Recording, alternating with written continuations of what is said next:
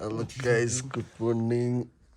यता अनिल छ good morning यता चाहिँ म छु गुड मर्निङ अन्त यो चाहिँ हो निकेश अन्त यो चाहिँ हो बिहानको मर्निङ भ्यू गाइस बिहानको मर्निङ भ्यू चाहिँ यार मर्निङ भ्यू दामी छ दामी दामी यो हेर्नुहोस् यो चाहिँ हामी बसेको होमस्टेदेखि बाहिरको भ्यू हो होमस्टेको बाहिर दामी छ एकदम बिहान बिहानै यतिको भ्यू हेरेर चाहिँ माइन्ड पनि फ्रेस भयो हो मजा आइदियो जाडो पनि अब ओभर जाडो छ अब हामी चाहिँ यहाँबाट निस्किनु आँटेको गुरुडुङमा लेकको लागि अब हामीलाई चाहिँ यहाँबाट लगभग 1-1.5 घन्टा लाग्छ होला बाइकमा है हेर्नुहोस् होला अब हाम्रो चाहिँ अगाडिको जर्नी गुरुडुङमा लेकको गाइस अब हामी चाहिँ जाँदैछौँ यहाँबाट गुरुडुङमा लेक बाइक ओहो भ्यू चाहिँ स्याटिस छ गाइस स्याटिस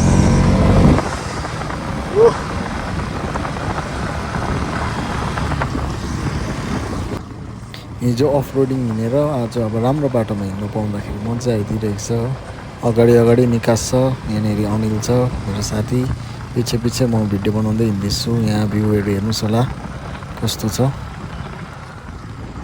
यहाँ चाहिँ अब यस्तो जाडो छ कि तर यो भ्यूहरू देखेर चाहिँ अब जाडो भएको फिलै भएको छैन अब एक्साइटेड भएर पनि होला हो कि जाडोको चाहिँ एउटा फिलै भएको छैन यस्तो चिसोमा पनि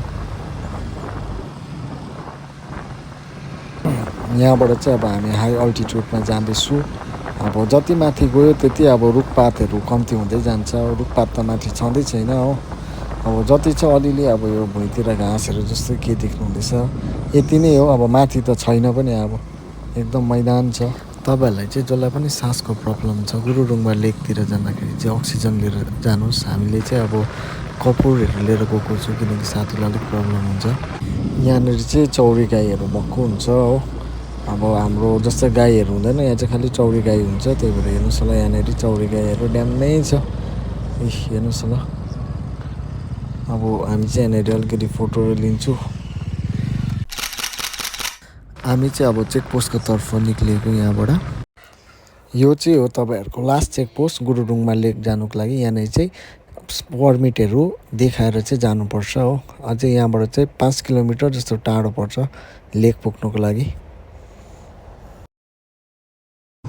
यहाँनिर चाहिँ बाइक राइड गर्नु मजा आइदिइरहेको छ हो अब बाटो पनि दामी छ यस्तो दामी भ्यू हो कुन चाहिँ दुनियाँमा अर्कै दुनियाँमा आएको जस्तो फिल भइदिइरहेको छ हो दामी मजा आइरहेको छ यो बाटोमा चाहिँ अब बाइक चलाउनु त्यस्तो अफ रोडिङ पनि छैन यहाँनिर हो भ्यू हेर्दै बाइक चलाउनु चाहिँ ओभर भन अब यतिको भ्यू हेर्नु चाहिँ अब हामीलाई बेसी टाढो जानु पर्दैन है दार्जिलिङ डिस्ट्रिक्ट जलपाइगुडी डिस्ट्रिक्टको कालिम्पोङ डिस्ट्रिक्टको जसले पनि मेरो यो भिडियो हेर्नुहुँदैछ है 400 किलोमिटर भित्रमै अब यस्तो दामी जग्गा छ यस्तो दामी भ्यूहरू छ तपाईँहरू पनि एकपल्ट आउनुहोस् होला भिजिट गर्नुहोस् होला तपाईँहरूको पनि माइन्ड फ्रेस हुन्छ हाम्रो सराउन्डिङ एरियाको राइडर दाजुभाइहरूलाई चाहिँ अब घुम्नुको लागि बेस्ट प्लेस हो यो नर्थ सिक्किम चाहिँ हो जन्नत फिल हुन्छ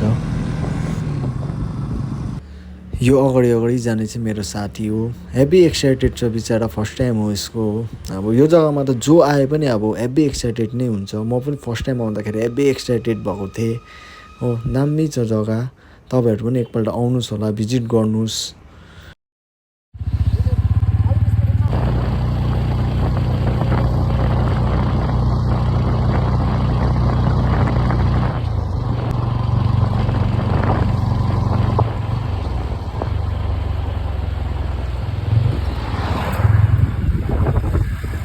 यो भिडियोमा डुल्दै गरेको एनिमल चाहिँ कुन चाहिँ होला इफ तपाईँहरूले चिन्नुहुन्छ भने कमेन्ट गर्नुहोस् होला भेडा जस्तो पनि छ मृग जस्तो पनि छ तर दुइटै होइन मैले पनि फर्स्ट टाइम देखेको यो एनिमल चाहिँ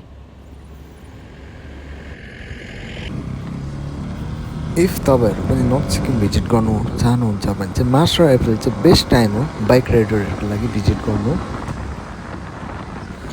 हामी चाहिँ अब यो गुरुडुङमा लेकको उकालो चढेको यहाँबाट चाहिँ 2 किलोमिटर जस्तो टाढो पर्छ लेक अलिकति अफ रोडिङ हिँड्नुपर्छ हो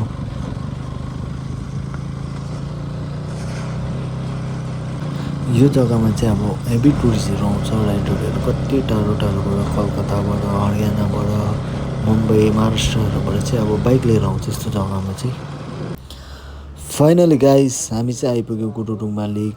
हेर्नुहोस् होला अब भ्यू, लेकको भ्यू चाहिँ अब यस्तो दामी छ यहाँनिर हेर्नुहोस्। यो चाहिँ एकदम हाई अल्टिट्युडमा पर्छ, एकदम हाइटमा भएको लेक हो। यहाँनिर चाहिँ अब रुखपात केही छैन, त्यही भएर अब अक्सिजन लिनु चाहिँ हेभी साह्रो पर्छ। र पनि यहाँ दिदीले चाहिँ अब डान्स गर्दै रहेछ रिल्स बनाउनुको लागि। भ्यू चाहिँ दामी छ यहाँ लेकको है। यो लेकलाई चाहिँ अब नर्थ सिक्किमको मान्छेले चाहिँ अब यहाँ लेकमा आएर पूजा गर्छ है। उनीहरूको भनाइ छ कि यहाँनिर अब गड बस्नुहुन्छ, त्यही भएर अब यहाँको मान्छेले चाहिँ पुरा सफा गरेर राखेको छ, एउटा मैला पनि छैन हो। अब फाइनली गुरुटुम्बा लेक आइपुग्यो है। आज चाहिँ एकदम हेप्पी फिल भइरहेछ है, जन्नत लागिरहेको छ। जन्नत छ जन्नत। हामी चाहिँ तल जान्छु लेकमा। हामी चाहिँ फाइनली अब लेकतर्फ अघि बढ्दैछौँ। यता आउनुहोस्, निकास हुने छ गाइस। मजा आयो किनकि अब अक्सिजन छैन यहाँनिर, हो मान्छेलाई पनि साह्रै पर्छ। यहाँनिर चाहिँ दुईटै चिज मात्रै जिउँदो देखेँ। एउटा कुन चाहिँ चरा थियो, फिस्टा जस्तो थियो, अन्त एउटा भेडा जस्तो थियो। त्यो के हो थाहा छैन के हो, भिडियो गरिरहेको छु अब के हो त्यो अब हो। त्यही दुईटा चिज मात्रै त्यही दुईटा चिज मात्रै थियो अब हो। अब अरू त के हो चिन्दिनँ पनि। यहाँनिर एउटा रुखपात नभएको जग्गामा पनि यस्तो चरा हुँदो रहेछ। कुन चाहिँ चरा हो कुनै हो। पहिला हेरी चाहिँ पानी घटेछ गाइस। पानी चाहिँ पहिला यहाँसम्म थियो हो, अहिले चाहिँ ऊ पर छ, अलिक लेक घटेछ। अस्ति अब फ्लडहरू आएर अब हामी लासुङ गएर बस्ने होइन।